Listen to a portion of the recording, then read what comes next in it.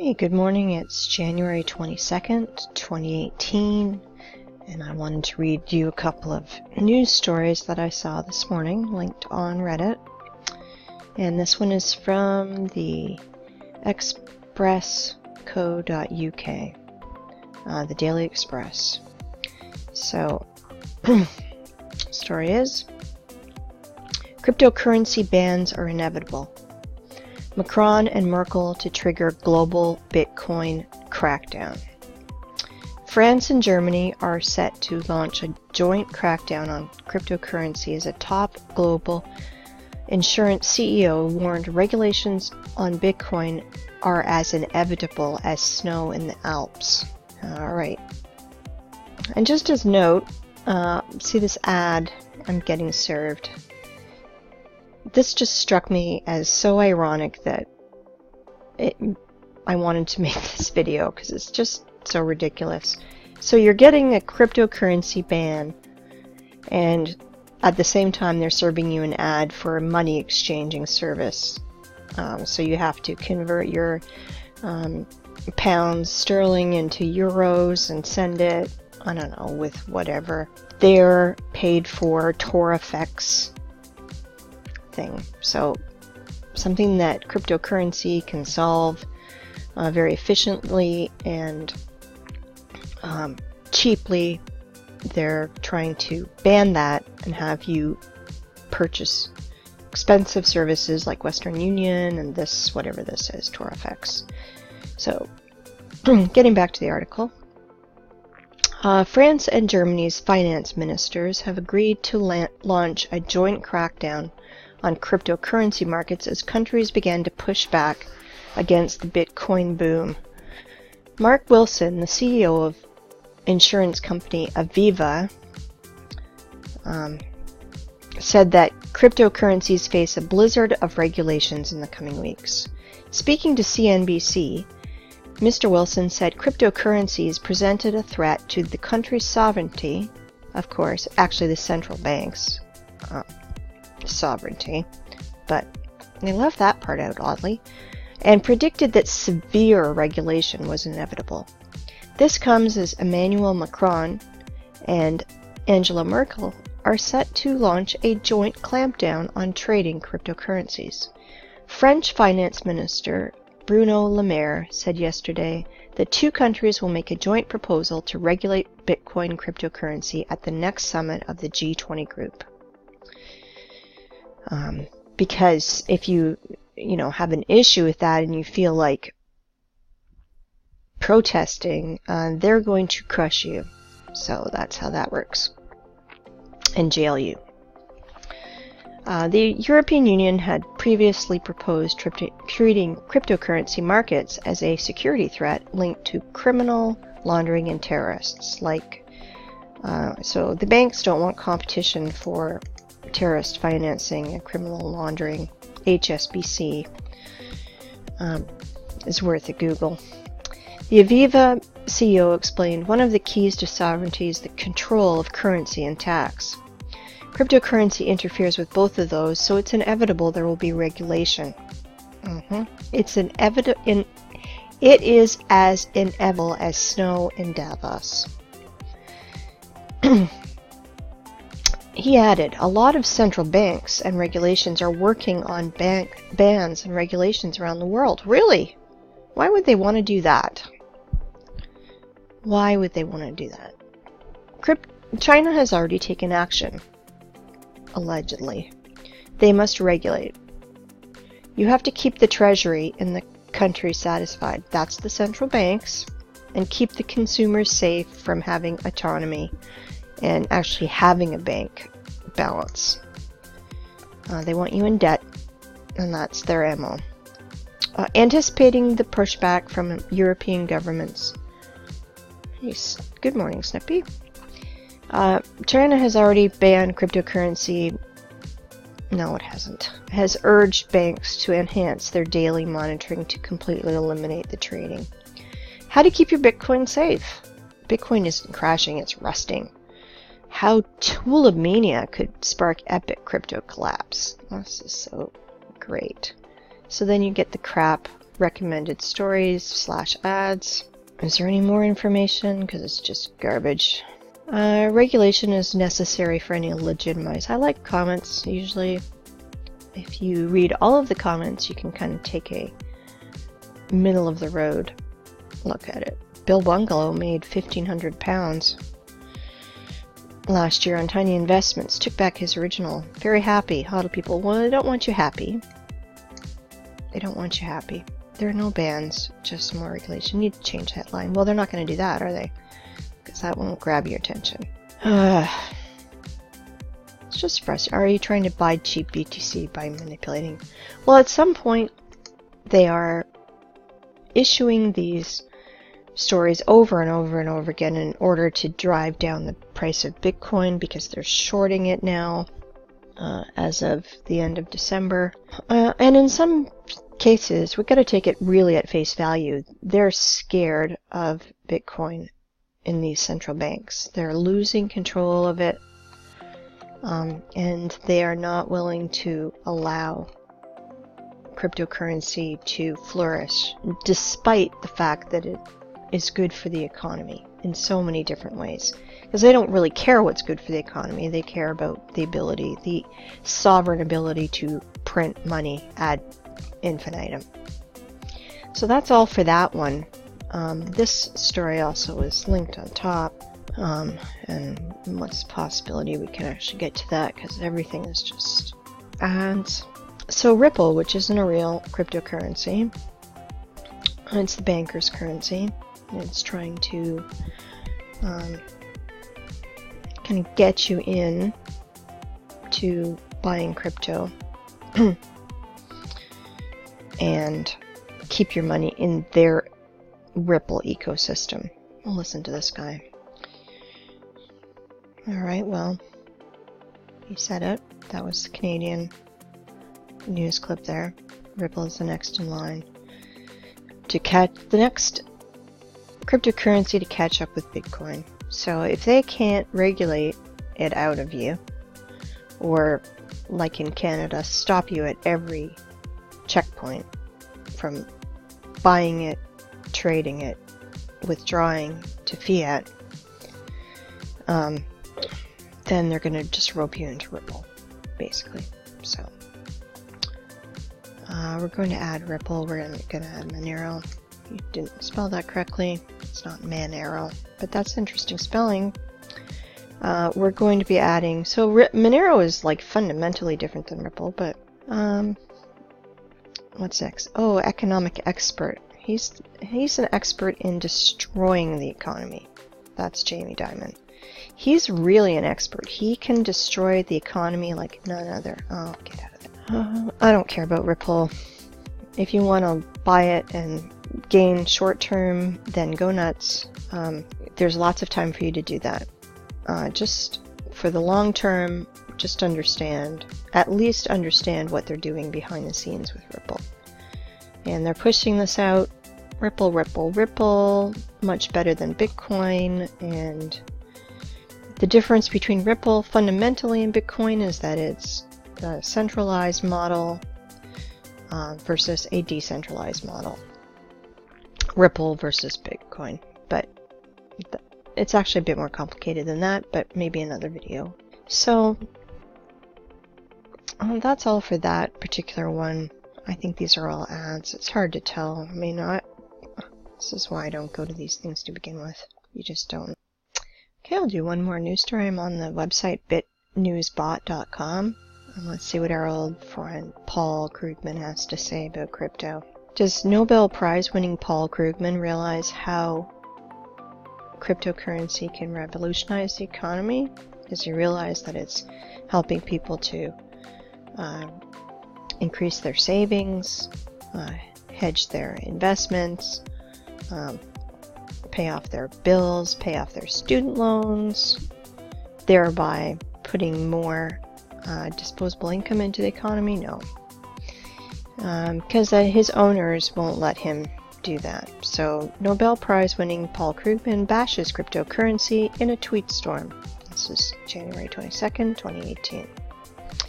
Nobel Memorial Prize winning economist Paul Krugman hasn't hid his disdain for Bitcoin on Twitter in recent weeks, and he's just upped his game in a new and at times extremely naive tweet storm on cryptocurrencies.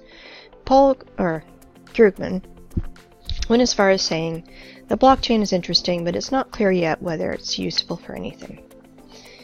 Krugman says, "Gold is actually useful." Oh, is it? You know, not that I want to argue with you, because gold is gold, it's a store of value, but it's useful for what? Exactly. If I had a big chunk of gold right now, if I had a little chunk of gold right now, what could I do with it right now, today? I don't know. You tell me. The gold markets are manipulated. They have been for many, many years. You're not getting a true price discovery. I'm not quite sure what he's talking about. But this is his narrative that he's fed and he gets to propagate with his credibility, quote unquote. Color Krugman utterly unimpressed when it comes to the ongoing cryptocurrency craze, as the prominent economist has just argued in a lengthy January 21st Twitter thread that cryptocurrencies are inferior to their centralized alternatives. In media res, Krugman pointedly argued cryptocurrency lets you make electronic transactions, but so do bank accounts, debit cards, PayPal, Venmo. All these other methods involve trusting a third party, but unless you're buying drugs, assassinations, you know, because PayPal really doesn't like it when I pay for my assassinations, particularly if they don't go well and the person that was supposed to be assassinated files a dispute with PayPal. Then, you know, the assassination victim always wins. So, you know, with PayPal, they always favor in the other party. So, but, you know, it's not a big deal. Meanwhile, what backstops a cryptocurrency's value? Well, proof of work, proof of stake. What backstops central bank's currency value? Paper money is ultimately backed by corrupt governments that will take it in payment of taxes by force, and central banks that will reduce the monetary base in case of inflation, which they cause by printing money ad infinitum and driving down the actual perceived or real value or alleged value of that worthless paper money that they tell you is not worthless. So gold is actually useful for some things like filling teeth. Yeah, for, I'm not sure about that. Making pretty jewelry. Yes, it's just so pretty. So pretty. And that's not most of its value, but it does provide a tether to reality. So make sure that you buy a tether, USD, and watch the value of tether USD as they print that one again, and ad infinitum. That's the word of the day for Monday. Cryptocurrencies have none of that. If people come to believe that Bitcoin is worthless, well, it's worthless. No, it's not worthless because you've already expended energy and work to produce it. And as opposed to the energy raping of the planet or the plane to support the petrodollar, its price rise has been driven purely by speculation, by what Robert Shiller calls a natural Ponzi scheme, in which early entrants make money only because others buy in.